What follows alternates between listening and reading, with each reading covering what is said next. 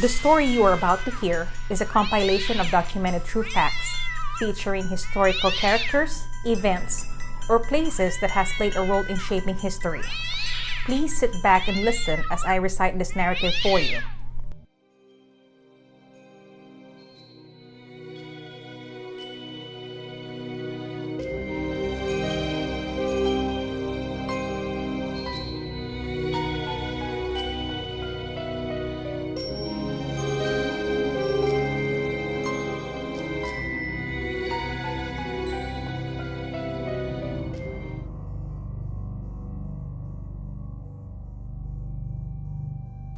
Nannie Doss, also known as the Giggling Nanny, the Giggling Granny, the Jolly Black Widow, the Lonely Hearts Killer, and the Lady Bluebird. Nannie Doss seemed like a sweet lady. She smiled and laughed all the time. She married, had 4 children, and spent time with her grandchildren. But behind the happy facade was a trail of death and murder that lasted from the 1920s to 1954. It was then that Nannie Doss confessed to killing 4 of her 5 husbands, and authorities believed she may have killed many of her blood relatives as well. Doss was one of 5 children born to James and Louisa Hazel in Blue Mountain, Alabama. Kristen Nancy Hazel, Doss despised her father and so did her mother, who was said to have a nasty streak and was very controlling. If his children were needed to work the farm, James Hazel didn't hesitate to pull them out of school. With education a low priority, there were no objections when Nannie decided to leave school for good after completing the 6th grade. The family went on a train trip to visit relatives when Doss was around 7 years old. The train came to a sudden stop, making Doss strike her head on the metal bar on the back of the seat in front. The accident led to her suffering from terrible headaches and blackouts for many years, and she struggled with bouts of depression. Although she didn't read well, Doss did like to immerse herself in her mother's romantic magazines, and later in life, she enjoyed reading the Lonely Hearts columns. Doss and her sister were heavily restricted by their father from dressing like other girls their age, and they certainly weren't allowed to wear makeup. It was not until Doss got her first job in 1921 that she had any social interaction with the opposite sex.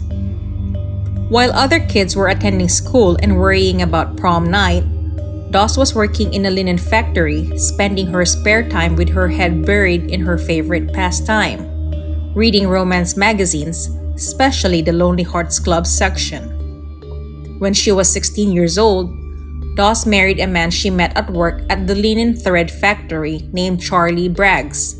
They only dated for 4 months before her father gave his consent for them to marry. Braggs' mother lived with the couple after they married, and she too was controlling. The young couple went on to have 4 children, all daughters. If she had hoped by marrying to escape the oppressive environment she grew up in, she was disappointed. Her mother-in-law turned out to be extremely controlling and manipulative. The Braggses had their first child in 1923, followed by 3 more over the next 3 years. Doss's life became a prison of raising children, taking care of her demanding mother-in-law, and putting up with Charlie, an abusive adulterous drunk. Doss became stressed with the children and her mother-in-law and started drinking and smoking. And both Doss and her husband were guilty of committing adultery. Braggs would sometimes disappear for days, leaving Doss to manage the household. Tragedy struck in 1927 when 2 of their daughters died, supposedly from food poisoning. Braggs suspected Doss had murdered the girls and fled the home, taking the eldest daughter with him and leaving the baby with Doss. Not long after Braggs left, his mother, who was still in the house with Doss, died. Eventually, in 1928, Braggs brought their daughter back to Doss and they divorced soon after. Charlie Braggs became the only husband that Nannie didn't poison to death. Doss took both of her children back to live in her mother's house. She became fascinated by the Lonely Hearts columns once again and sent many letters in response to men advertising. One of these men was Robert Franklin, or Frank Harrelson. Frank started sending Doss poetry and she replied by sending him a cake. In 1929, they married and they lived in Jacksonville. Soon into the marriage, she discovered that Frank had a criminal record for assault. Doss learned once again that she had not married a man with the character of her romance heroes. Harrelson was a drunk and in debt. His favorite pastime was getting into bar fights. Somehow, the marriage lasted until Harrelson's death 16 years later. In 1943, Doss's oldest daughter Melvina had her first child, a son named Robert. When Doss's eldest daughter Melvina gave birth to her second baby in 1945, the baby died soon after birth. Having been given ether during her labor which could cause hallucinations, Melvina thought she saw Doss stick a hat pin into the baby's head. The second child, a healthy girl, died soon after birth for unexplained reasons. Melvina, who was in and out of consciousness after a difficult delivery, later recalled seeing her mother stick a hat pin into the head of the infant, but no proof was ever found. Melvina's marriage broke down, and after a while, she started dating a soldier who boss did not approve of. On July 7, 1945, she left her son Robert in the care of Doss while she visited with her father, and the child died. Doctors diagnosed his cause of death as asphyxia from unknown causes. Doss had taken out life insurance on Robert to the value of $500, which she collected 2 months after his death. After Japan surrendered at the end of World War II, Doss's husband Frank celebrated quite voraciously, as did many others. One night, while intoxicated, he raped Doss. When she found his whiskey jar buried in the garden the next day, she filled it up with rat poison, then watched as he died a painful death. A widow again, Doss found another suitor in the Lonely Hearts column, Arlie Lanning, and within 2 days of meeting each other, Doss and Arlie were married. He was another alcoholic, but not a violent or adulterous one. It was Doss that sometimes disappeared for months at a time. When she was at home, though, she played the part of a doting wife. In 1950, after 2.5 years of marriage, Lanning became ill and died.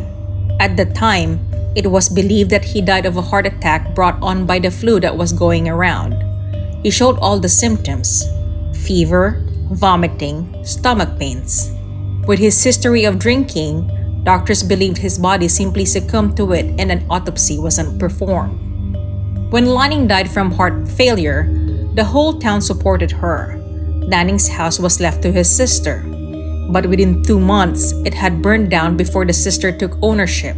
It was insured, and Doss was the recipient. Doss moved in temporarily with her mother-in-law, but when she received an insurance check for the burned house, she took off.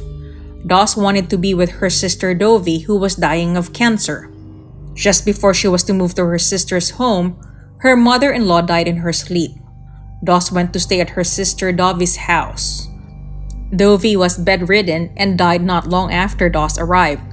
This time, Doss decided that instead of limiting her search for a husband to the classified ads, she would try a singles club.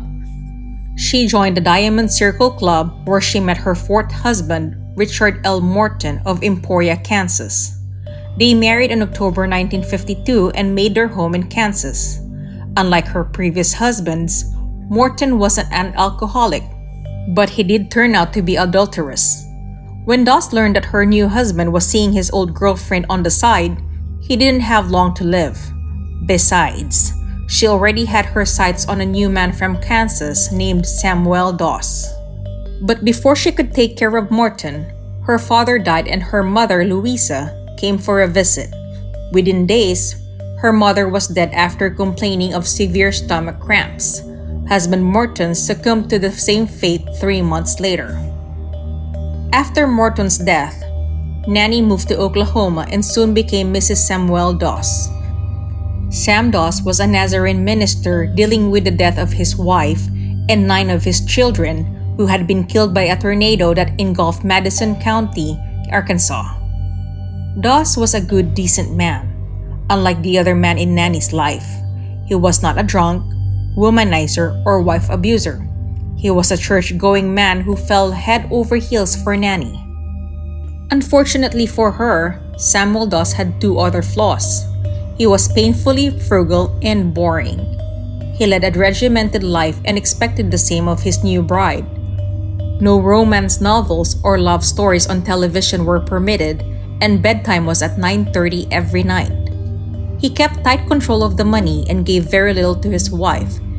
This didn't sit right with Nannie, so he headed for Alabama, returning only after Samuel agreed to sign her to his checking account. With the couple reunited and Doss having access to money, she became the doting wife. She convinced Samuel to take out 2 life insurance policies, with her as the only beneficiary. Almost before the ink dried, Samuel was in the hospital complaining of stomach problems. He managed to survive almost 2 weeks, recovering enough to return home. On his first night back, Doss served him with a home-cooked meal, and hours later, he was dead. Samuel's doctors were alarmed at his sudden passing and ordered an autopsy. It turned out his organs were full of arsenic and all fingers pointed at Nannie Doss. Police brought Doss in for questioning and she confessed to killing 4 of her husbands, her mother, her sister Dovie, her grandson Robert, and Arlie Lanning's mother. Despite being a horrific murderer, Doss seemed to enjoy the limelight of her arrest. She often joked about her dead husbands and the methods she used to kill them, such as the sweet potato pie that she laced with arsenic. Those in the courtroom passing judgment failed to see the humor.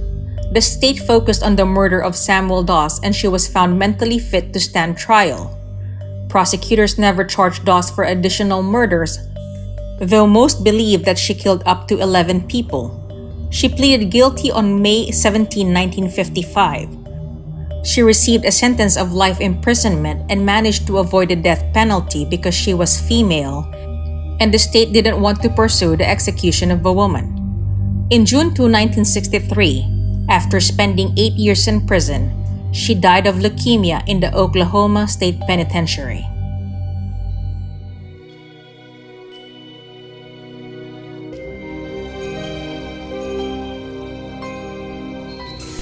Hey everyone! I just wanted to express how grateful I am that you took the time to listen to my narration. Hopefully you enjoyed it. I am Twisted Mind and please enjoy the rest of your day. Salamat!